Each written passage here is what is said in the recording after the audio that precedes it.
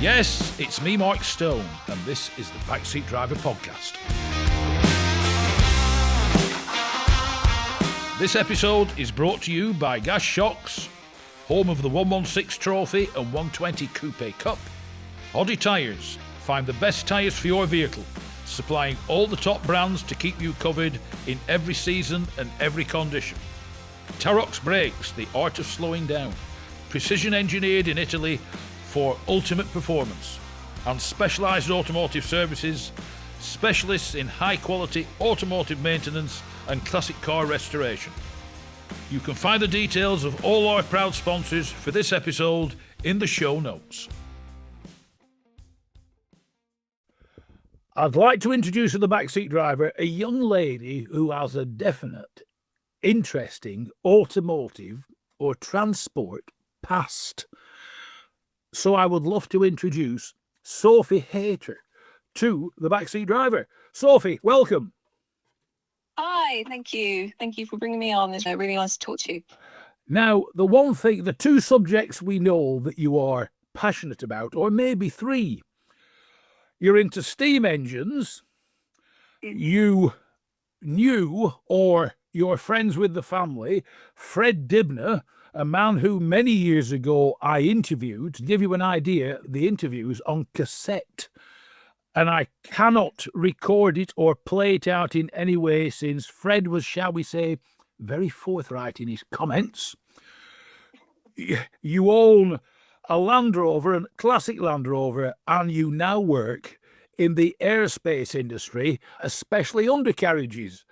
How did all this come about? Steam traction engines, not being funny, tend to be a bit of a old bloke's pastime. You are definitely not a standard fanatic, are you? No, not at all. I don't really fit that stereotype, to be honest with you. My grandfather does, and that's where that stems from. It's always been in the family one way or another. I think first love, 100% steam engines, cars second. But yeah, that all stems from my granddad, really. He works at Eastnor Castle in Ledbury, Herefordshire. He's been there longer than I've been alive, 30 odd years. The owner of the castle has a few steam engines. When he joined, there was 4, I believe. So it was a Wallace Advanced steamroller, a Ransom's agricultural, a Foden steam lorry, and there was Atlas, the big road locomotive. So it's quite a good variety there. And that's what I grew up with. And I learned to drive on the Wallace, which is a little steamroller. Now, the one thing I know about steam traction engines is there's some that they're called showman's engines, and they tend to be the heavily and highly decorated ones. What are the different categories of steam engines? Well, it's quite a few, really. Like you mentioned, you've got the showmans. They tend to be your big ticket, big money items. So they can go anywhere from, it depends on, obviously, history. It's very similar to cars. It depends on the history of them, the pedigree, the branding.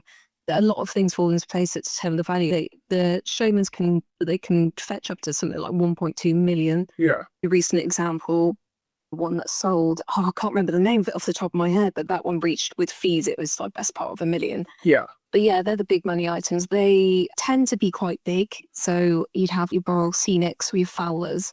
So those are your brand names. So that's like your Volkswagen, Mercedes, that kind of big overall brand name. They tend to be quite big. They would be hauling the fare, a ride. They'd have showman's living van behind it, and they'd be on the road traveling about. So they had to be big, heavy, strong engines. So usually a compound engine. Yeah, then you've got your steamrollers. Again, tend to be council owned. So a lot of them are ex-council. So it'd be like ex-Worcester, ex-Herefordshire. Yeah. The Wallace that we had was an ex-Worcester council. Yeah, or they'd be contractors, obviously, to roll the roads. They'd always have a living van behind them as well. Whoever was working them would have the living van behind them, and that's where they would live. They'd just travel around. You'd have your big road locomotives as well. So that, again, would sit under probably McLaren, Boral, Fowler, big engines, pushing 20 tons. Again, heavy haulage, just the old version of a HGV. You'd have your steam lorries as well. We've got one of those. That was the one that we've got in particular was just, it's not ours. I've got to clarify, that's just the one that we crew. Yeah. They'd be used to, the one that we have in particular, just used to haul loads around London docks for Beck and Pulitzer, which is a company I believe is still going now. But that's a Foden. Foden obviously then turned into diesel HGVs. Yeah. Same kind of thing, just not as strong as a road loco. And then you've got your agriculturals. So your agriculturals are your typical, standard looking, when you think of a traction engine, that's what pops up. Sometimes they have canopies, sometimes they don't. They could be used for a number of things, really. The one that we work on was fairly static. So it used to power a flour mill in Ireland. And that's where it spent a lot of its life. So it's gears, even though this engine is 111 this year. Its gears are basically brand new because they weren't really used in its working life. It spent its time out of gear, belt attached to your flywheel, powering the flour mill. So its gears are basically brand new. Nothing's ever been done on it. Yeah. It's only ever had its tubes changed, that's it, which is quite rare for an engine of that age. Or you'd have it pulling a threshing box, powering a threshing box. They were quite multi-use ones. Agriculture is kind of, and road locos are where my heart sits mainly. Yeah. They've all got their own uses. They've all got their own foibles, and some people prefer the bigger stuff, some people prefer the smaller stuff, but I tend to sit with the agriculturals and the road locos personally. I do fancy showman's, but that's completely out of my tax bracket. I know, speaking to Fred the afternoon I interviewed him, when he was talking about how much the showmans cost, because if memory serves, Fred had 2 showmans. Then he had his living van on the back, and they were also designed, besides pulling the living quarters, they would then have a load attached to the back of that, wouldn't it? No matter how much weight you appear to attach to one of these, you never stop it, do you? No, and I don't seem to notice either. So, like we had with the road loco that we used to look after, Atlas, currently lives now up at Aberdeen with a chap called Mike Dreeland, he's got about 30 engines. He's a mega huge collection. He's part of the oil industry, but yeah, that's by the by. But yeah, same with Atlas. He was big, like I say he. They're all, to me, they're all gendered one way or another, but you get to know them as you work with them. Yeah, Atlas was bordering 20 tons. It didn't matter what you put behind it.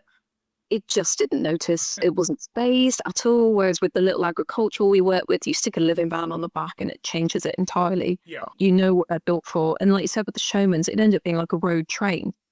With the amount of stuff they're pulling, it's very impressive to see it. And when we go to shows and things, there are some people who make it their mission to be able to pull as much as they possibly can behind it, and it does put on quite a show, and they get really good feedback from the public. Yeah. All these, the big ones, the showmans, they all have fantastic names, or they are not. You mentioned one of them's names and everybody knows it. Are they all reasonably unique? I know there are only a certain number of manufacturers, but were they all custom built? Yeah, for the most part, especially with, again, referring back to Atlas. Atlas was a Norman E-Box engine. So Norman E-Box was a company back in the day where they had a whole load of heavy haulage engines. So there's quite a few that are famous of his collection. So yeah, there's Atlas, Titan, Ajax, King of the Road. There's quite a few that were part of it, and they all differed slightly. And like Atlas was certainly unique for me anyway, because he was built to had all the gubbins. I say gubbins because I'm not that technical, as I'm honest. Had all the gubbins on the front, all the hardware to have a crane attached, and never did. Yeah. Whereas, say, like a sister engine to Atlas did have a crane, and you can chop and change things. I think that's the beauty of them, that they all do slightly differ in some way or another, because they are. I suppose it's the same now. You look at any brand new car, and something's always going to differ between the two, whether it's the interior colour, engine size of alloys, cut of alloys. Something's always going to differ slightly. Yeah. They all follow the same blueprint as such, but yeah, it depends what they want them for specifically. What's your involvement? What do you do? Or, as it is I've seen where I've seen them at various shows, the people involved seem to do absolutely everything. There isn't one that shovels coal, there isn't one that steers or anything. Everybody seems to do everything, or is capable of doing everything. What do you do? Yeah, I'm mucking with anything, really. I'm quite capable. The only thing I couldn't do, I'm not competent in, is the repair work, really. I wouldn't feel competent in going off and repairing something. I'm with quite too. I've just never been around that bit, but Yeah, from anything from ashing out in the morning, obviously, all your polishing, your lighting up, your oiling up, Yeah. your first running. So any part of the driving it, steering it, it's all good. It does differ slightly depending on what engine you're on, because all the controls can be on different sides, so they're not all left-handed, not all right-handed. That differs quite a bit, and I've never really understood why they do. From experience, they do tend to be left-handed. Yeah. But that does, I mean, I'd say it's probably like a 60-40 split between the two. Yeah, they all do differ slightly. Steering, especially, I think you do tend to have two people on an engine, so you'd have like, your fireman and your steersman. So it's a little bit like the steam train in many ways then. Yes, yeah, definitely. If you're driving, so the person driving will be the person who's firing as well. The person who's steering just focuses on the steering, that's it. Yeah. The steering is actually a lot more difficult than people give it credit for. I think it differs so vastly between engines because of the way 9 times out of 10 there'll be chain steering as well. And there's a huge difference in the slack between engines. So, for example, like the one that we're looking after at the minute is a Gibbons and Robinson agricultural engine. It's a one of one. Yeah. It's the only one left. There's only 7 ever made. It's the only one. It's lovely. It's from like 1890 or something. Yeah. Old. But the slack in that, there's not a lot of slack in the chain. So it's half a turn and you're going where you need to go. Yeah. Whereas a steamroller, that's my uncle's, is 30 turns from lock to lock. So that's a lot of slack. It's getting used to that per engine. Firing wise, obviously you've got muscle memory when it comes to knowing how far to open your regulator to get it going. But I'd say steering. I feel like I've gone off on a tangent. It's one of those that you see them at shows, and I can't remember the name of it, but there's a famous film where there's a traction engine in it. And it's like you said, you see them put the lock on, and sometimes they're spinning this wheel round for what appears to be not a lot of adjustment at the actual front road wheels.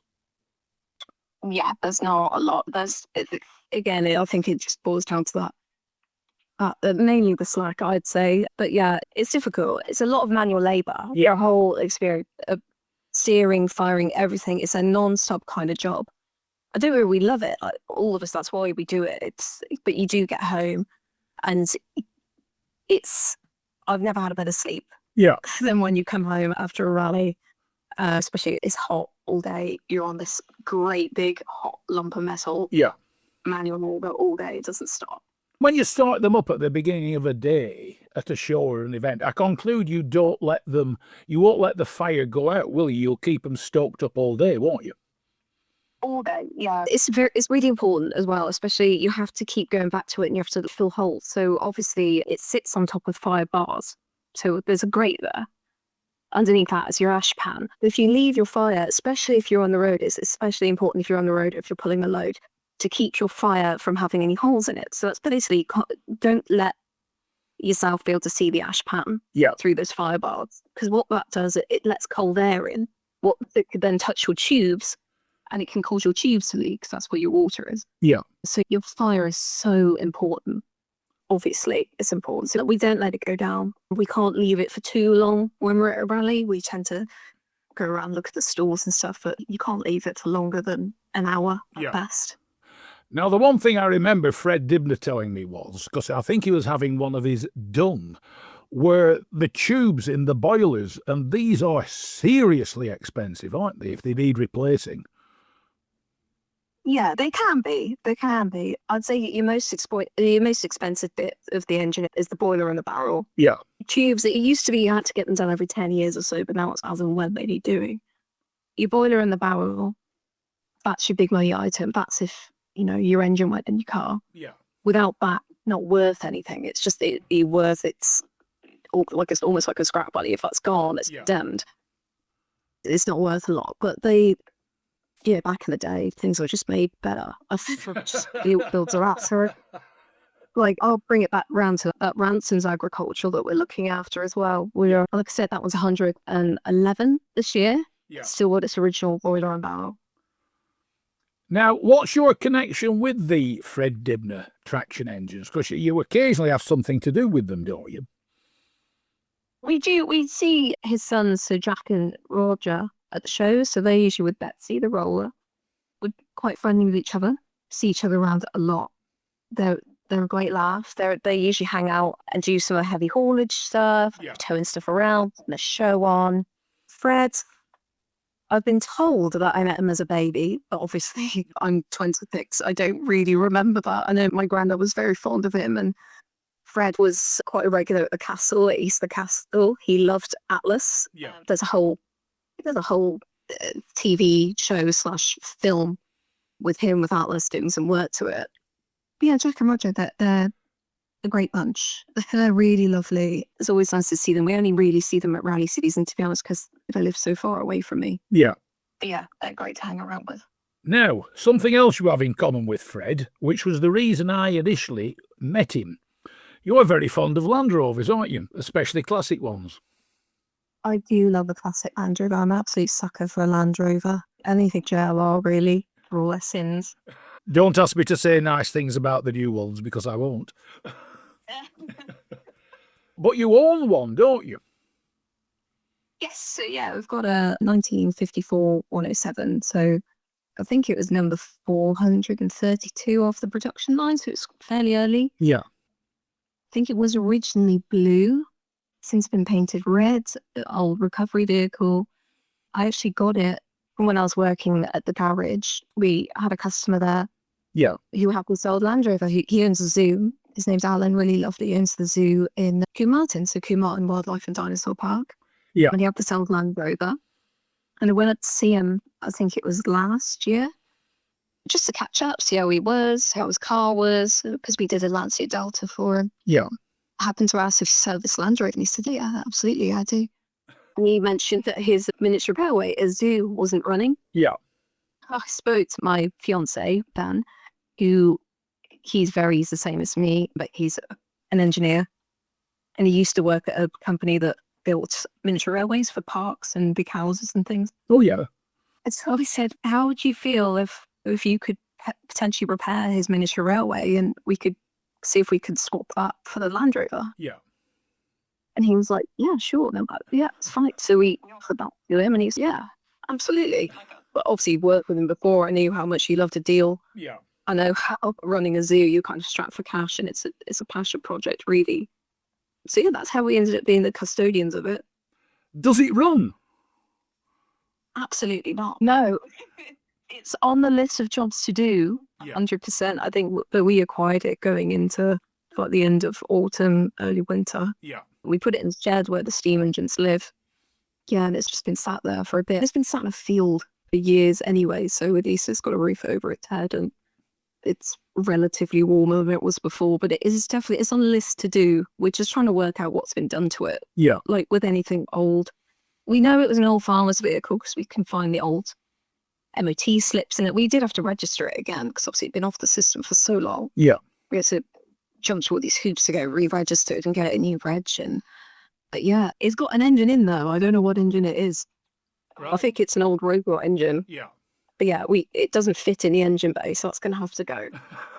That's what's been done to it. You spoke about driving steam traction engines. I've driven quite a lot of old Landers. I was fortunate enough once to drive one of the very first ones out of the Land Rover Museum, the collection, and you definitely steer them in a straight line. They don't go in a straight line of their own accord, but they're a challenging thing to drive, our old Land Rovers, aren't they? Yes, yeah, definitely. I think it's a lot. I think we do take something as simple as power steering nowadays for granted, all the modern suspension. We've got currently like the daily cars, like I've got a Mercedes and we've got Jaguar. Yeah. So obviously all the mod cons are in there. But when you go back to something like that, and there is something quite special about it just going back to that bare minimum. Yeah. It's just a car. It doesn't have to be a stereo, a sat nav. It doesn't have to be all that. It's just the very basic grunt, primitive almost. Yeah. And that's why I love them. There's no bells and whistles. They're built to do a job and they do that job well. The other thing is you'd struggle hearing a stereo or a radio in an early Land Rover, wouldn't you? That when you're underway, you definitely know you're underway in an old Land Rover. But is yours Does yours have the selectable ratios? The very early ones, it was four-wheel drive, and that was it, boys and girls. The later ones got the famous levers with the yellow and red knobs on the top. Does yours have that? But we're missing a lot of the inside. We're missing the gear stick. We're missing all the knobs from the inside. So I couldn't tell you what it has and hasn't got. It hasn't even got its seat in. It's got a steering wheel. It's got some dials. But yeah, there's a lot missing to it. I'm going to do my absolute best to try. Like, the bodywork is absolutely shot, but I'm going to try my best to keep it as original. Look, I'm not redoing it to make it look new by any means. I just want it to be as reliable as a Land Rover can be, as safe as it can be, but I want to keep it looking like it's just rolled out of a barn. Yeah. That's one of the things. You turn up somewhere, you go to a country show, and all the latest brand new 4x4s are there. And if there's an old Land Rover parked up, that's the one that attracts all the attention. I mean, there is just something about old Land Rovers with a canvas tilt. No doubt holes in it, and somebody stitched a piece of material on to try and keep the weather out of it. But there is just something phenomenal about the early. After the war, they put British industry back on the map, didn't they? Yeah, definitely. And I think it's one of those things as well that it's character.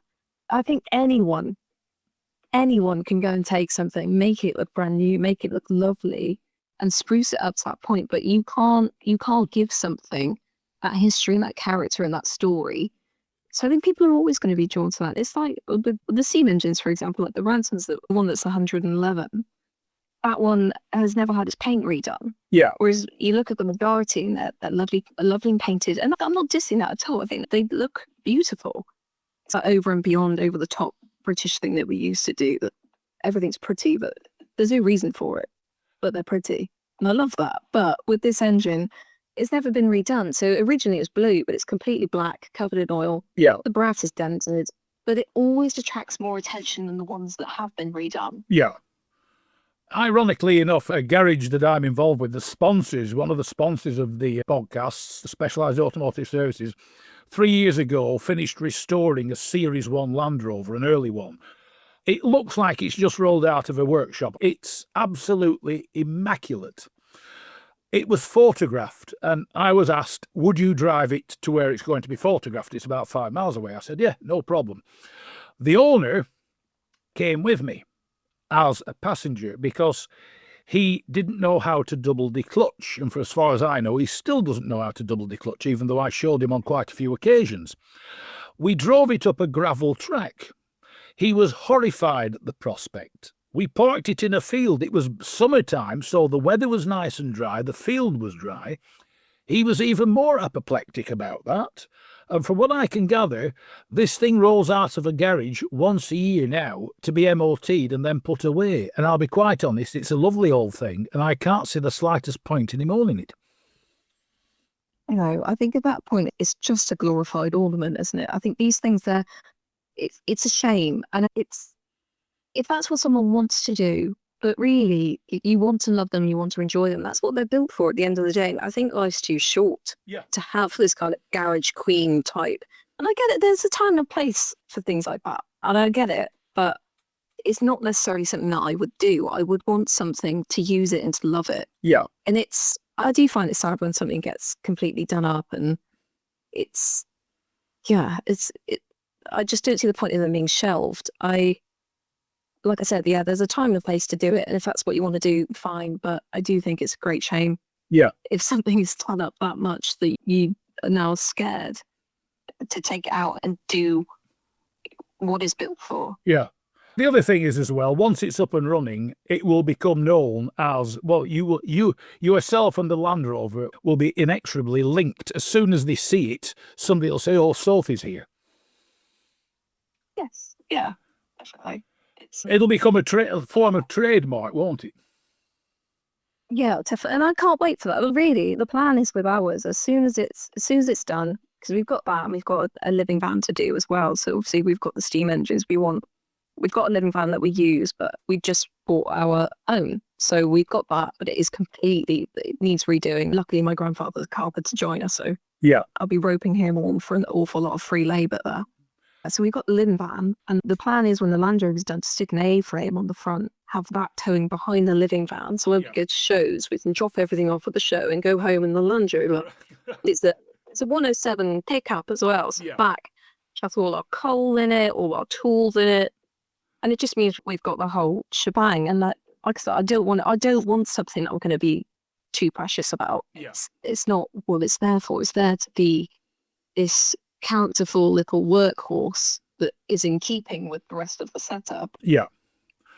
Now, restoring classic cars brings us to another part of your history, because for a period of time you worked for a company that we shall change the name for legal reasons.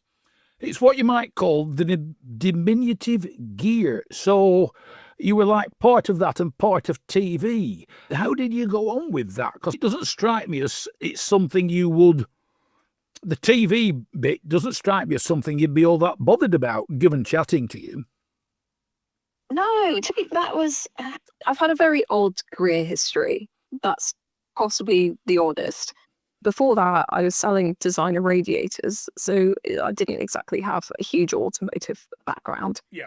Obviously, the rest of us, every Sunday, you'd be watching Top Gear. Yeah. So because it's like a staple, so being in that situation was the absolute dream for me. Yeah. People would kill to be in that job. And it was good. It was where I wanted to be. I was there for 2 years. The TV side of it, I was doing the job in spite of that.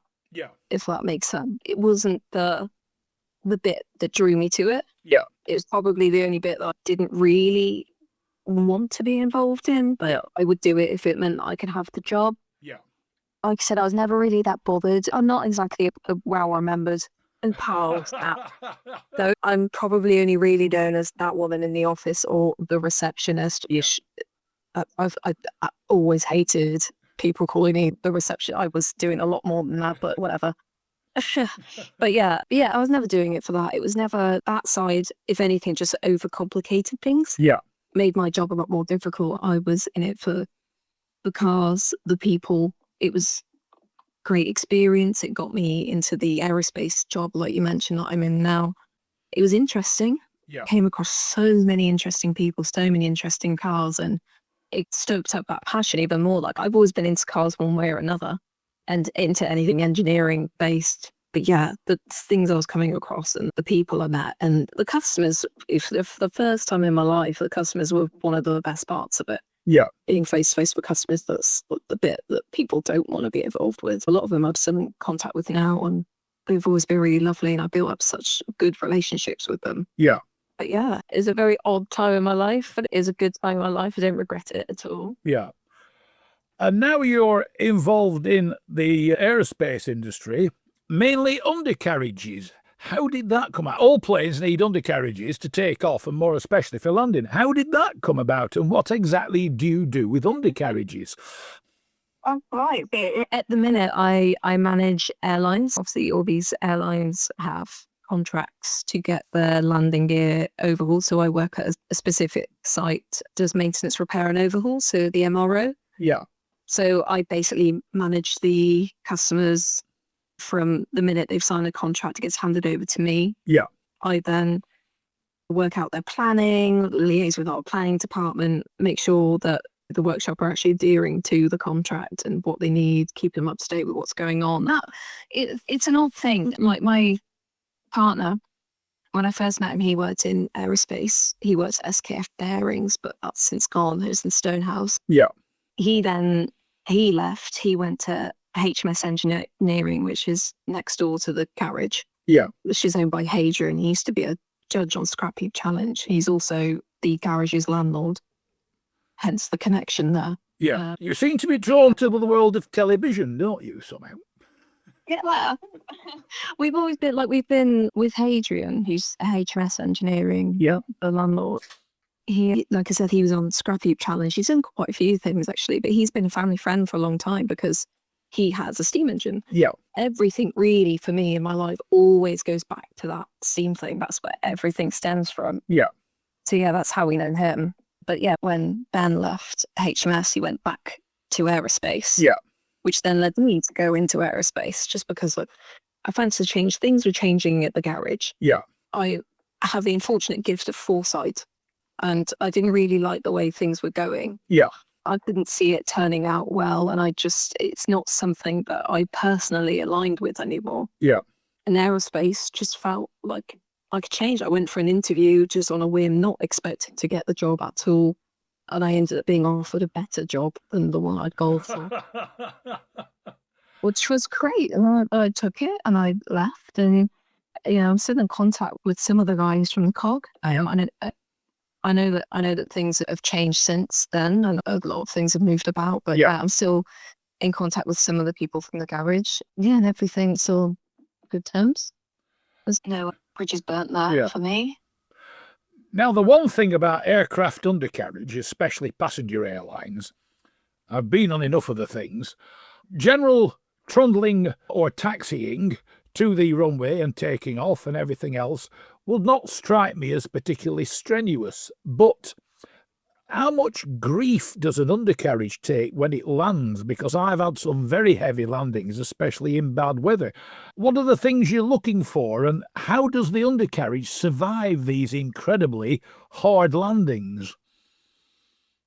That actually, especially because we only work on our site on single aisle aircraft. So we're working with the A320 family and Boeing 737. So you're small, if you're going off to Spain, you're going off to France, you're probably on an aircraft that we have made the landing gear for and we've maintained the landing gear for. Yeah.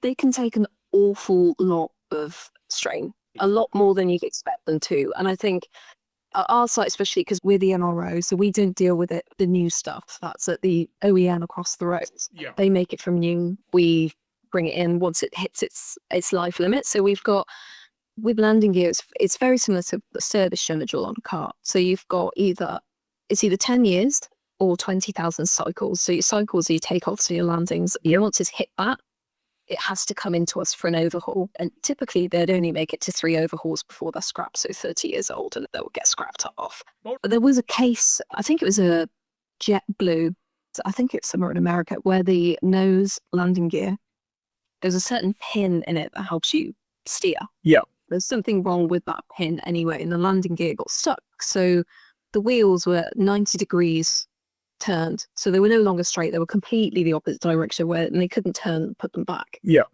The aircraft hit the ground. Obviously, your back landing gears first, so your main landing gears first. They kept the nose off for as long as they could until inevitably they had to put it down. It hit the ground, took all of the tire and the wheel off, and it was just scraping along on that main fitting. Yeah. And when it came back into us to look at it, and the shock absorber itself as part of the nose, it wasn't scrap. It was absolutely fine. It took so much strain. Yeah. I mean, to be fair, I think we do get things like heavy landings coming to us, but they're not actually that common. They obviously do go to our site it's not just our site that deals with stuff like that. They're all across the world. But yeah. We only get hard landings in. You can have a hard landing, but they only come into us when it's called a severe hard landing, when it's branded as a severe hard landing from Airbus, or maybe it's gone in for an investigation, but it has to be an awfully big bang for that to come back into us to investigate. I know I've landed sometimes, and with a bang that you think, you wait for the undercarriage to come up into the cabin. But that is, to be fair, I'm with you. I think I don't mind flying, but I don't like landing. Yeah. So that's the one where I'm gripping my seat, I'm sweating, I'm really nervous about it, and I wish someone would just knock me out. Since being there, it has made me feel better, especially knowing that 99% of the aircraft that we're on, the landing gear would have been made by us, and seeing the process it goes through and seeing how rigorous it is, seeing the strain they can take, it's made me feel a lot better. Yeah. But yeah, it's certainly interesting. It's nice because obviously where we are, you're surrounded by the landing gear. You can see the entire process from where you are. It's not like we're in an office away from it all. Yeah. You're right there amongst it. I know my father was a pilot in the RAF, and he once said to me, he said, any landing you walk away from is a good landing. I said, this doesn't inspire me with confidence because I'm not a good flyer. I think One thing that does make me feel better that I have to remind myself about when I'm on a plane is that pilot doesn't want to die as much as I do. And that's the one thing that really does make me feel better about the entire thing. I know somebody once said about various things. He said, you always prefer to sit at the front. I said, yes. I said, there's two reasons. I said, B, it means you can get off quicker. I said, B, I've never seen a jet reverse into a mountain. I said, I position where if needs be, I can get off the quickest. Wow. But I have seen them, they do tend to go nose down. Yes. Is what I'd say. Sophie Hayter, it's been a pleasure chatting to you. Thanks very much for joining me on the Backseat Driver. All the best with your Land Rover 107. I hope you get it back on the road handy. And one day I hope I see you driving around in it. Until then, Sophie Hayter, thank you very much for joining me on the Backseat Driver. Thank you very much. It's been really nice. But if you ever want to come to a show or anything, have a drive of a steam engine. If you want to, just give me a message and make it happen. Great. Cheers, Sophie. Take care. Thanks very much. Thank you very much. Bye.